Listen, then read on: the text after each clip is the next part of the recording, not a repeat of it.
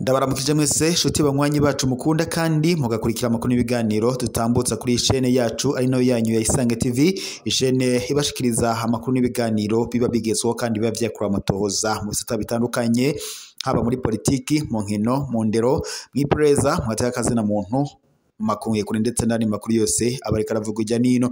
Ndabahaye mwiriwe, abandi ndabahaye mwaramutse bivanye naho muherereye.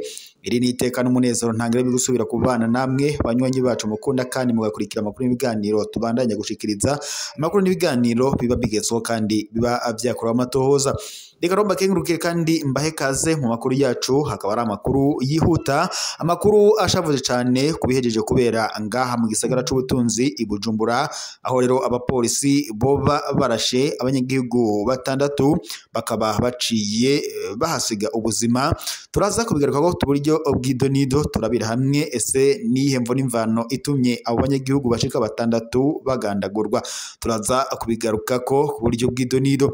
Turaza kandi no kunyarukira kubijanye n'umutekano turabira hamwe kubiriko biravuga ko hoba hari abantu bashika batandatu bafashwe n'igisirikare c'u Burundi ndetse kuri ubu ngubu bakaba baciye bajanwa mu gasho. Turaza kumenya ese niki catumye bajanwa gufungwa, byose turaza kubibashikiriza ku buryo bw'idonido.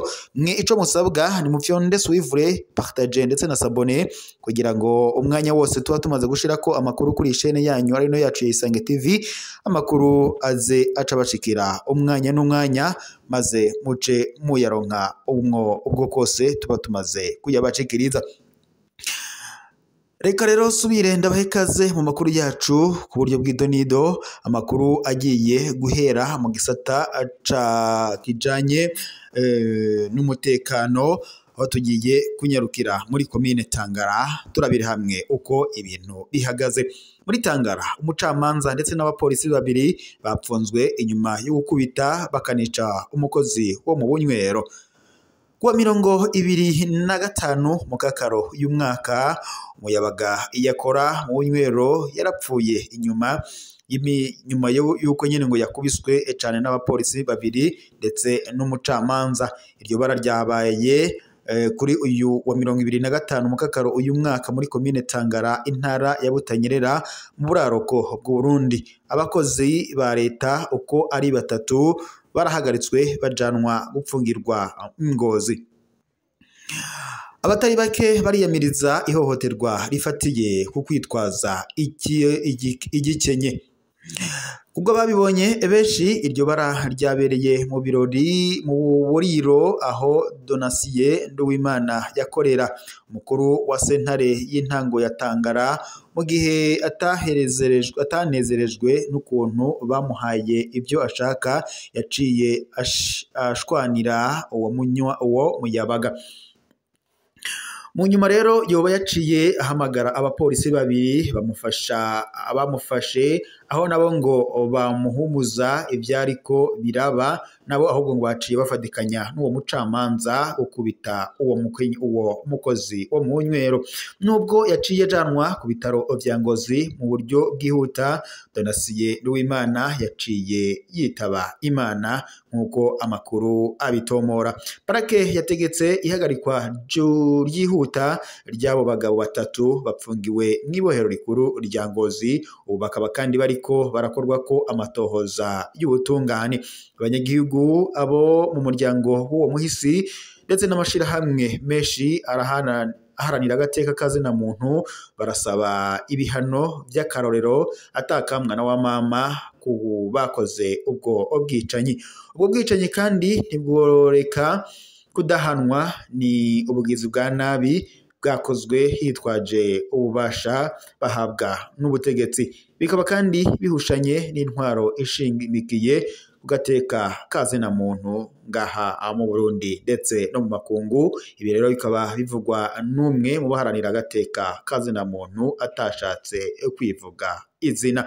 Amashirahamwe yigenga asaba kandi amatohoza kugira ngo hamenyekane uruhara rw'umwe wese bagasaba kandi ko hoshirwaho amategeko agenga abajejwe umutekano n'abacamanza. Ubwa benshi mu babikurikiranire hafi kandi ubwo bwicanyi ni igipimo kizokwerekana nimba koko ubutungane n'igihugu cacu busigaye bukora ukuri kwamye nk'uko bitegerezwa. Naho igihangahoho abanyagihugu bahagaritswe inyuma y'amatati y'amatongo ndetse n'igisirikare.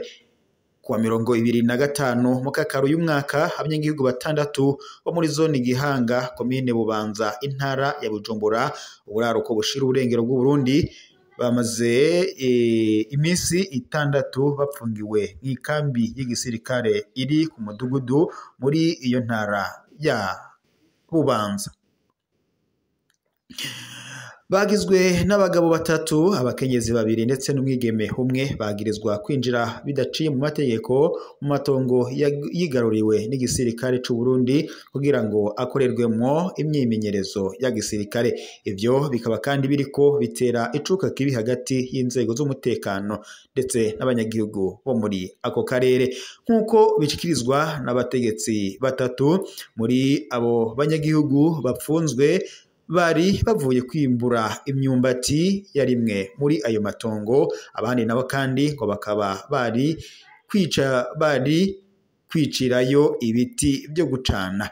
Imbere yo guhagarikwa abo banyagihugu boba ngo barakubiswe bunyamaswa n'abo basirikare, niko abajejwe intwaro benshi bagaragaza agashavu. Kubw'ibishinga ntahe byinshi ayo matongo yahoze arimwe kuva kera n'abanyagihugu, ariko kuva aho hashizweho ikambi y'igisirikare, igisirikare coba cagiye kirabuza buke buke gushika muri ico kice cabo abanyagihugu cagenewe kurasirwamo ibikoho binini. Abantu barenga 10 boba bamaze kwasiga ubuzima barashwe n'igisirikare mu gihe boba bariko baraca mu micungararo yaho. Amanama yarateguwe kugira ngo hategurwe imizibukiro, ariko ivyemewe ntibirashirwa mu ngiro.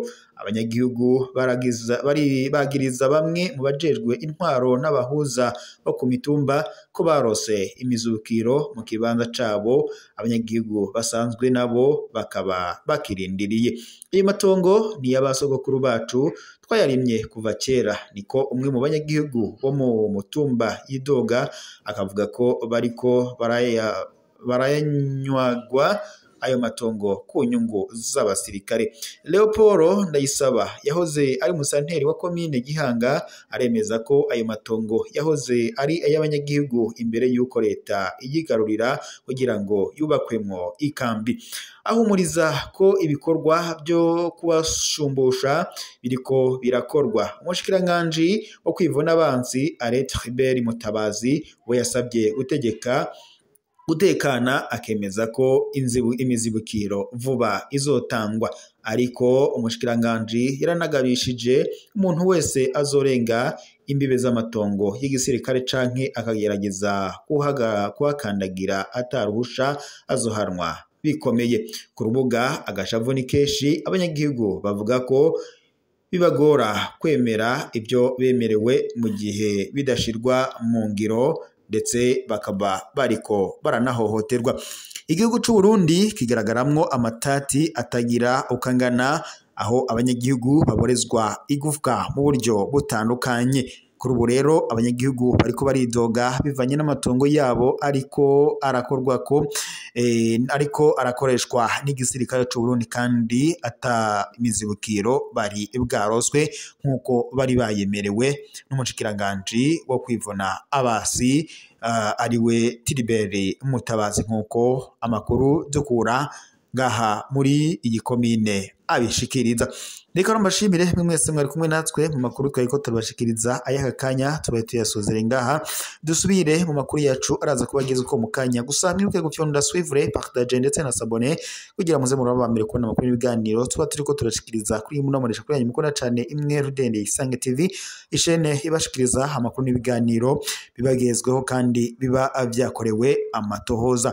Iri rero ryari iteka n'umunezero ntangire byo kuba twari kumwe namwe banywanyi bacu mukunda kandi mugakurikira amakuru n'ibiganiro tubandanya gushikiriza, amakuru n'ibiganiro biba bigezweho kandi biba vyakorewe amatohoza.